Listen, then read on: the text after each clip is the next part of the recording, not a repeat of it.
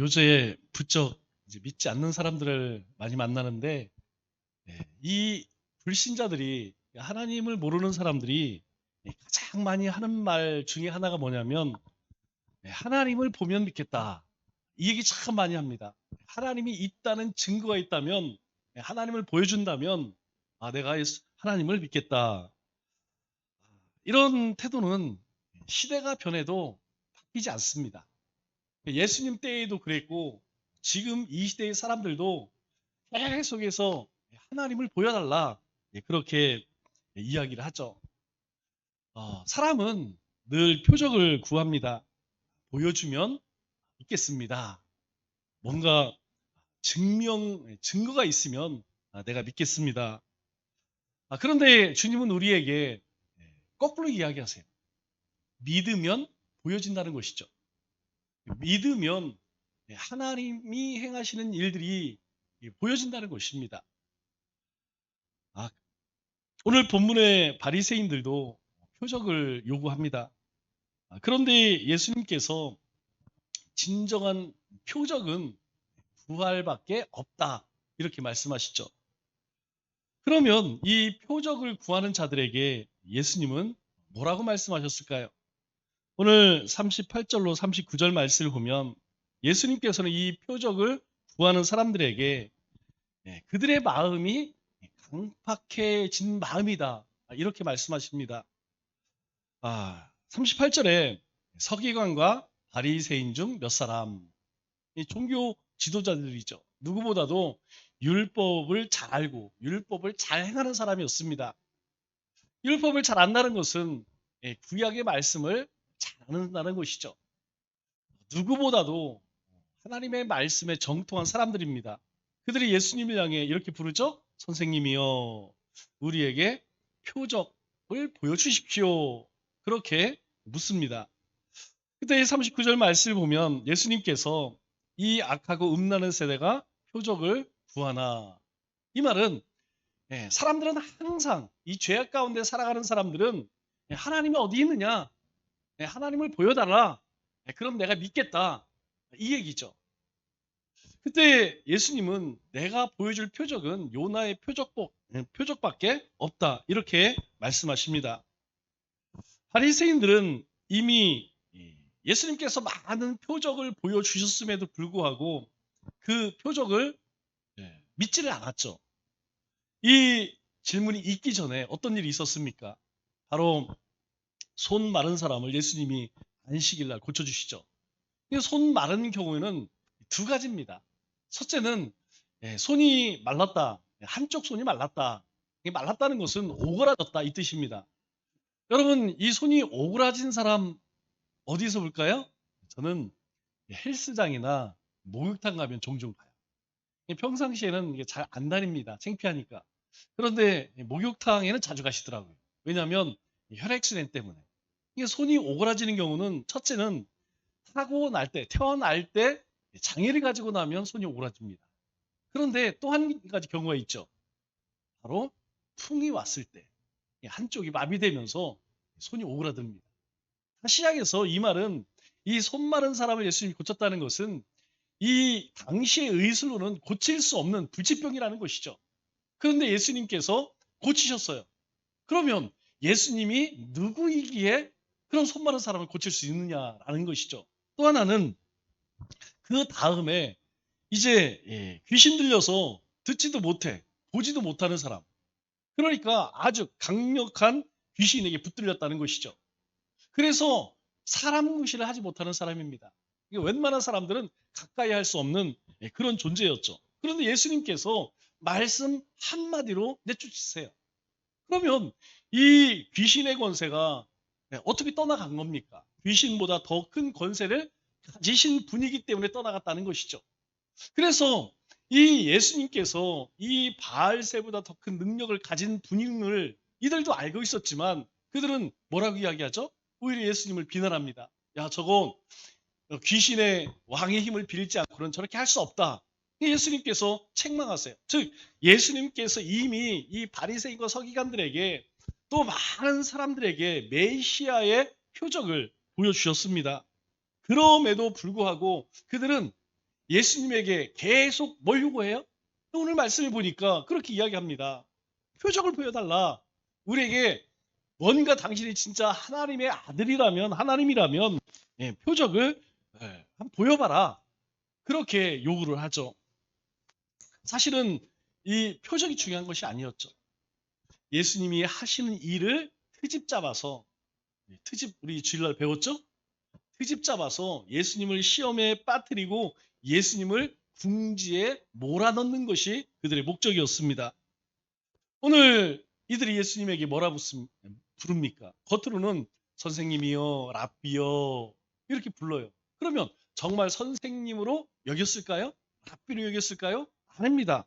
그들의 속은 이 바리새인들과 서기관의 마음속에는 악독으로 가득 차 있었다는 것이죠. 그럼 왜 그렇습니까?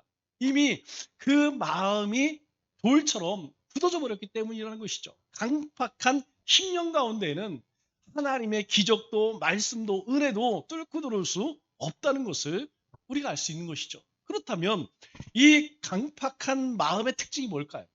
여러분, 강팍한 마음의 첫 번째 특징이 이미 받은 하나님의 은혜를 까맣게 잊는다는 거예요. 하나님께서 우리의 삶에 엄청난 상상할 수 없는 은혜를 매일매일 부어주십니다. 그런데 이것을 전혀 고마워하지 않는다는 것이죠. 또 한 가지는 무엇이냐면 하나님께 감사하기보다는 하나님께 끊임없이 무언가를 요구해요. 왜 그렇습니까? 바로 욕심으로 가득 찼기 때문에 자신의 요구가 채워지지 않으면 거침없이 하나님을 향해 불평하고 원망하죠. 이것이 강팍한 10년 가운데 나타나는 증상입니다. 또 한 가지는 무엇이냐면 하나님 말씀에 순종하기 전에 먼저 증거를 요구한다는 것이죠. 주님, 나에게 이걸 보여주시고 나에게 이렇게 응답하시면 제가 이렇게 하겠습니다. 이미 이 하나님을 향한 마음이 열려지지 않고 굳어져 버렸기 때문에 먼저 나에게 해주시면 그때 내가 하겠습니다. 전혀 믿음이 없는 거예요. 이건 믿음이 없습니다.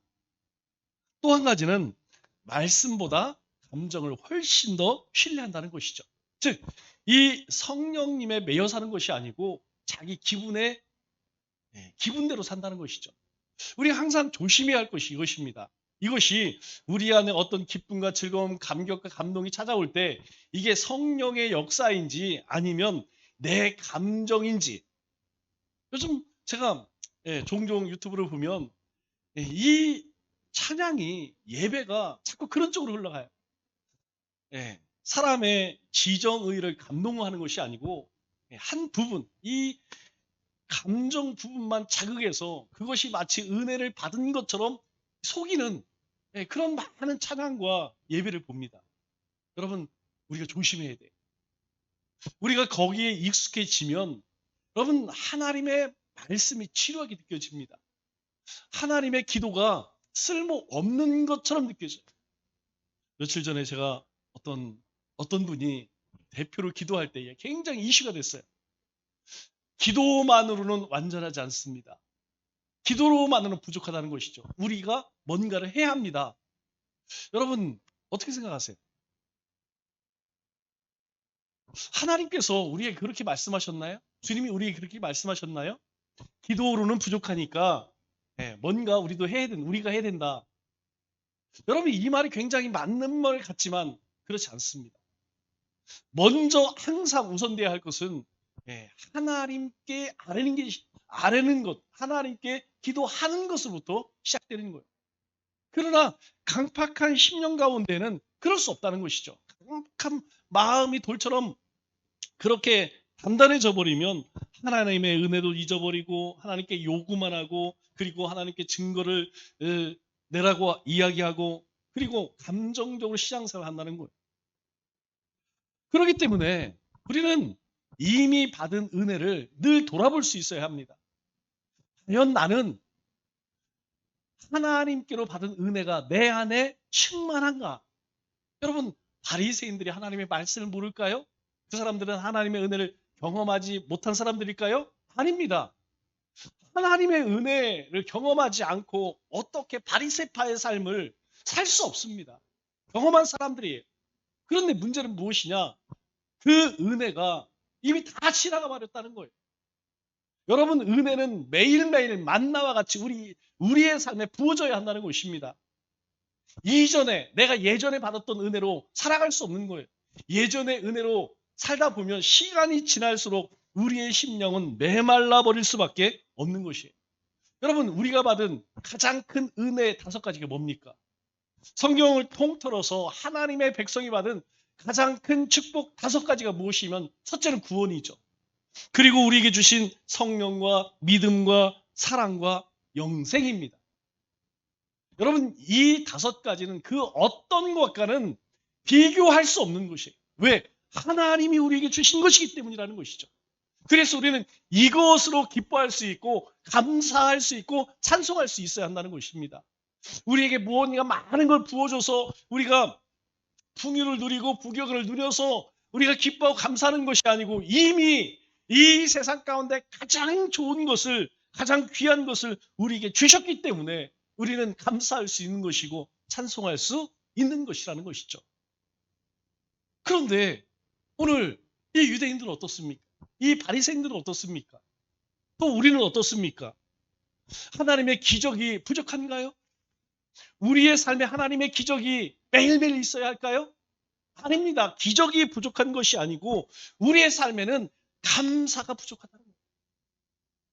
주님을 향한 신뢰가 부족하다는 것입니다. 믿음은 그런 것이에요. 여러분, 믿음은 기적의 결과가 아닙니다. 믿음은 기적의 결과가 아니라 기적의 출발점이라는 거예요. 우리에게 믿음이 있으면 그때부터 우리의 삶의 기적은 시작된다는 거예요. 그렇기 때문에 우리가 하나님 앞에 무언가 간구할 때에 혹 우리 안에 조건적 기도가 있는지 살펴봐야 돼요. 하나님, 제게 이런 것을 부어주시면, 이 나라의 이 민족 가운데 이렇게 해주시면, 우리의 가정에 우리 자녀들 이렇게 하시면 제가 이러이러게 하겠습니다. 여러분, 이것은 바리새인의 기도와 전혀 다를 바가 없다는 거예요. 바리새인이 품고 있는 마음과 다를 바가 없다는 것입니다. 여러분, 이 말을 바꿔 이야기하면 이렇게 되는 거예요. 주님이 저에게 해주시지 않으면, 주님이 표적 보여주시지 않으면 저는 주님이 메시아임을 믿지 않겠습니다. 그렇죠? 주님이 메시아이기에 제 삶에 이렇게 해주면 제가 이렇게 하겠습니다. 여러분, 이걸 바꿔 이야기하면, 주님이 저에게 이렇게 하지 않으시면 나는 주님을 그리스도로, 메시아로, 하나님으로 믿지 않겠습니다. 똑같은 말이에요. 그런데 우리의 삶에 이런 모습이 있다는 것이에요. 두 번째로, 예수님은 참된 표적은 바로 부활이다. 그러므로 부활의 표적을 붙들라, 이렇게 말씀하시죠. 40절로 42절 말씀을 보니까 이렇게 이야기합니다. 요나가 밤낮 사흘 동안 물고기 뱃속에 있었던 것 같이 인자도 밤낮 사흘 동안 땅속에 있으리라. 이 주님의 죽으심을 이야기하는 것이죠. 그러면서 41절에 이렇게 이야기합니다. 니느웨 사람들이 심판을 받으려고 정죄를 받았지만 그들이 요나의 전도를 듣고 회개해서 그들이 구원을 입었다는 거예요. 그런데 요나보다 더 큰 이가 여기 있으니, 이 말은 이 니느웨는 이미 하나님의 심판이 목전에 임했어요. 그리고 요나는 그것이 싫어서 도망을 쳤지만 요나가 건성으로 돌아다니며, 여러분, 성경이 이야기해요. 건성 그냥, 야, 회개하려면 회고 하나님이 심판한다, 정신 차려라. 그런데 그 이야기를 니느웨 사람들이 심각하게 듣고 전부 죄를 뿌리고 이 베옷을 입고 회개를 합니다. 그런데 예수님은 요나보다 더 큰 이다라는 거예요. 요나를 통해서 니느웨 구원받은 것처럼 예수님은 요나와 비교할 수 없는 그런 메시아라는 것이죠. 또 한 가지를 이야기합니다. 42절에 심판 때에 남방 여왕이 일어나 이 세 사람을 정죄하리니, 이 말이 누구를 이야기하냐면 시바 여인을 이야기하는 것이죠. 열왕기 4에 나오죠. 이 시바, 즉 에디오피아 여왕이 찾아옵니다. 도대체 이 솔로몬의 그 지혜가 어떤 것이기에. 그런데 돌아가면서 이 하나님의 말씀이 이해가 안 돼요. 이 말의 의미는 무엇이냐면 저 에디오 아프리카에서 하나님의 지혜를 알기 위해서 일부러 찾아왔는데 이 얘기하는 것입니다. 그런데 이 세대의 사람을 정죄하리니, 아니 시바 사람들은, 시바 여왕은 그렇게 하나님을 알고자 먼 길을 찾아왔는데 지금 이 세대 예수님을 마주보고 있는 너희들은 어떠냐? 너희들은 예수님을 보면서도 깨닫지 못한다는 것이죠. 그래서 이는 솔로몬 지혜의 말을 들으려고 땅끝에서 왔거니와 솔로몬보다 더 큰 이가 누구냐는 거예요. 솔로몬을 통해서도 이 시와 여왕이, 이 에도피아 여왕이 하나님을 알게 되었는데 이 솔로몬보다 더 큰 사람이 누구냐는 거예요. 이 주님이라는 것입니다. 이 말의 의미는 주님의 표적은 기적이 아니라는 거예요. 기적이 아니라 바로 예수님이 지실 십자가와 부활에 있다는 것입니다. 그래서 40절에 뭐라고 이야기합니까? 밤낮 사흘 동안 내가 땅에 있으리라. 요나가 물속에 뱃속에 있었던 것처럼 인자도 밤낮 그렇게 죽음 가운데 머물 것이다. 여러분, 기적이라는 것은 일시적인 도움은 돼요. 우리 가운데에 전혀 생각지 못한 하나님의 개입이 있으면요, 그때 여러분 어떻습니까? 힘을 얻습니다. 힘을 얻어요. 여러분, 그러나 어떻습니까? 아무리 큰 기적을 본다 할지라도 그게 얼마나 갈까요? 여기 계신 분 가운데 그런 기적 경험하지 않은 분 있습니까? 없어요. 이제까지 우리의 삶을 돌아보면 매 순간, 그때는 몰랐지만 하나님의 기적이었습니다. 그 어려울 때에, 그 자녀들을 키울 때에, 그 힘들 때에 사람을 만나게 하고 어딘가 의지하게 하고 길을 터주시고, 그 모든 것들이 하나님의 기적이었어요. 그런데 어떻습니까? 시간이 지나다 보니까 그때 그 기쁨과 감격이요, 품고 살아가는 사람이 많지 않더라고요. 그런데 이 부활의 은혜는 다릅니다. 이 부활은 우리 안에 있는 이 영원한 생명과 최후의 승리에 대한 확신을 줘요. 어떠한 상황 가운데서도 이 부활의 신앙은 넘어지지 않는다는 것입니다. 낙심하지 않는다는 거예요.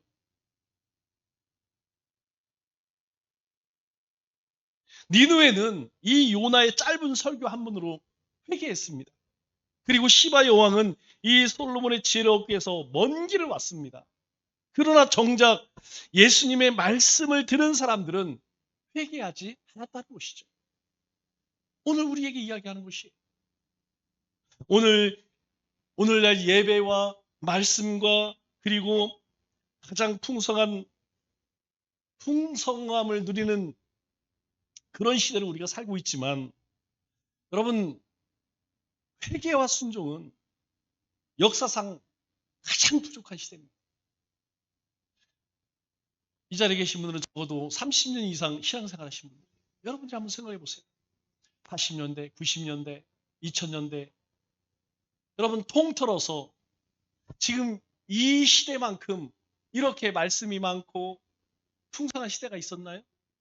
없었습니다. 그런데요, 그때에는, 그 힘들 때에는, 그 힘겹게 신앙생활 할 때는 훨씬 더 순종했고, 훨씬 더 감사했고, 훨씬 더 기도했어요. 여러분, 우리가 살아가면서, 이 풍요한 시대를 살아가면서 반면에 누리는 것은 뭐냐면 더 많은 실패를 해요. 그때보다 더 연약해졌다는 것이죠. 그래서 우리에게 말씀하는 것입니다. 너희가 그 기적을 의지하려고 하지 말고 뭘 의지하라는 것입니까? 부활의 소망을 붙들라는 거예요. 주님께서 우리를 위해서 행하신 일들, 그 일로 인하여서 주님의 부활의 첫 열매가 되어서 우리에게 주신 그 소망이 뭐냐는 것이죠. 만일 우리가 말씀을 듣고 언어가 없다면, 여러분, 그 사람은 니누의 사람보다도 못한 사람이에요. 그렇지 않습니까?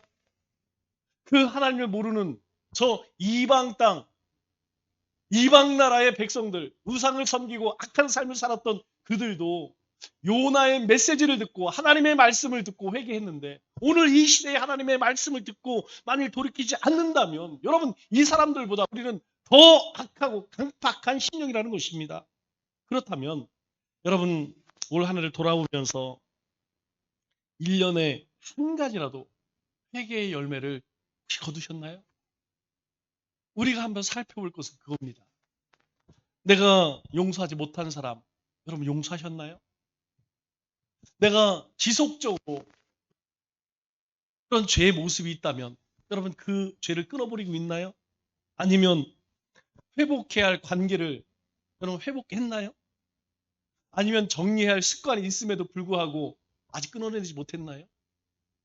만일 우리가 한 해를 돌아보면서 이 회개의 열매가 없다면 여러분 이 시바 여왕보다도 이 니느웨 사람도 보다도 못한 신앙을 가지고 우리가 살아간다는 것입니다. 마지막으로 예수님은 우리 마음을 빈집으로 두지 말고 예수님을 주인으로 모시라 이렇게 말씀합니다.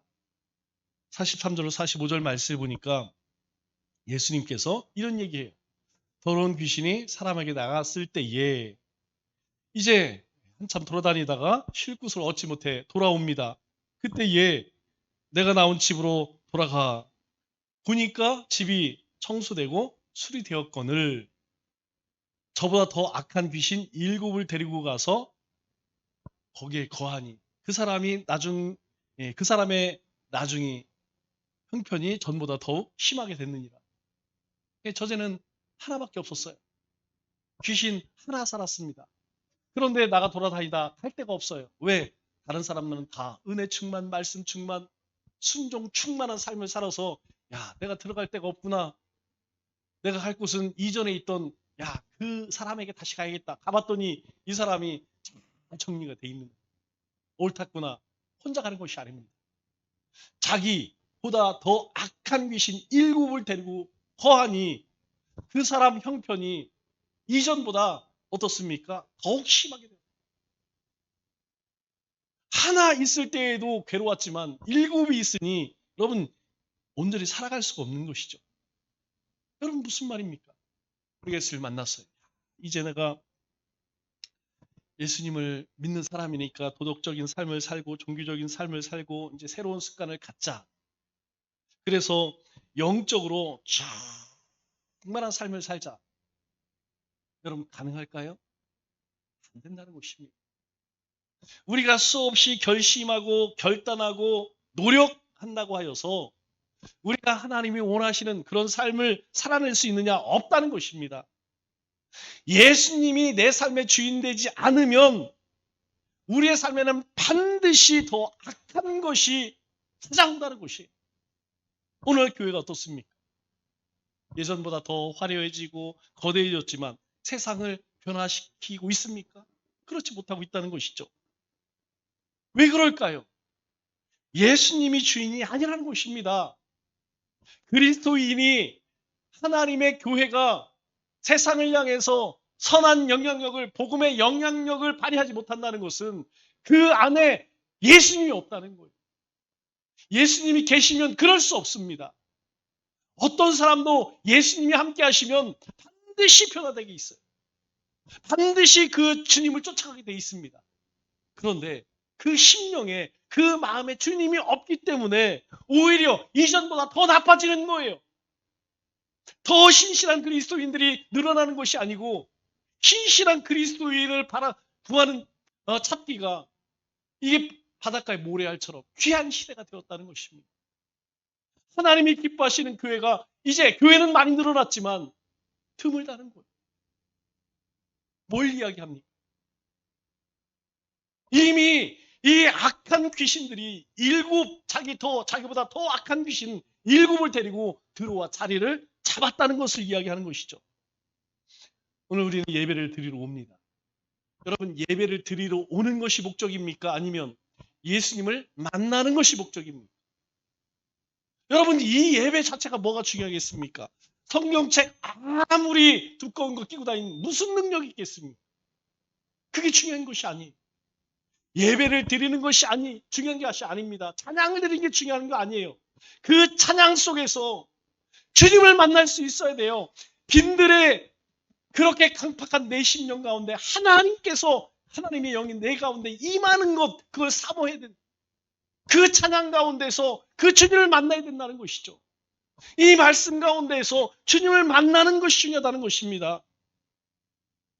그렇지 않으면 어떤 문제가 생기죠? 예배가 딱 끝나고 집에 가는 순간 우리 마음에 주인이 다시 바뀌어요. 예배를 드릴 때는 주님이 우리의 주인이 되지만 이 예배가 끝나고 세상으로 나가면 다시 주인이 바뀝니다. 예수님이 더 이상 주인이 아니고 다른 영이 우리의 삶의 주인이 된다는 거예요.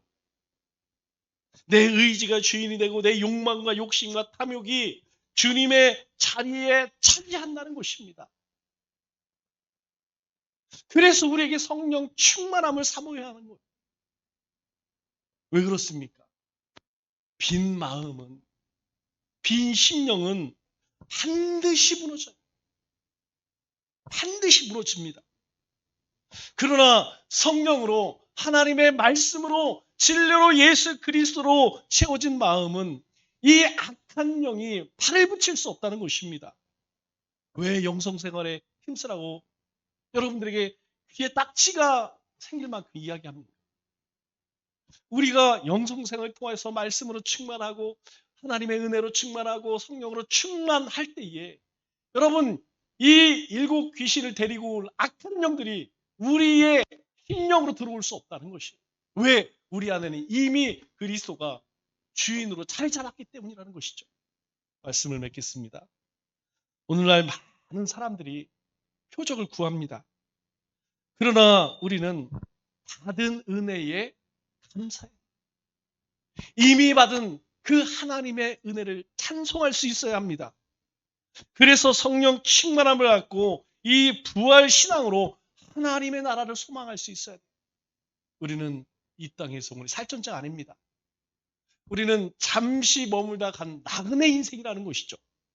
남은 3일도 표적이 아닌 예수님을 주인으로 모시고 주님과 함께 동행하는 삶을 살아가는 우리 믿음의 권속부 되시길 주님의 이름으로 축원합니다.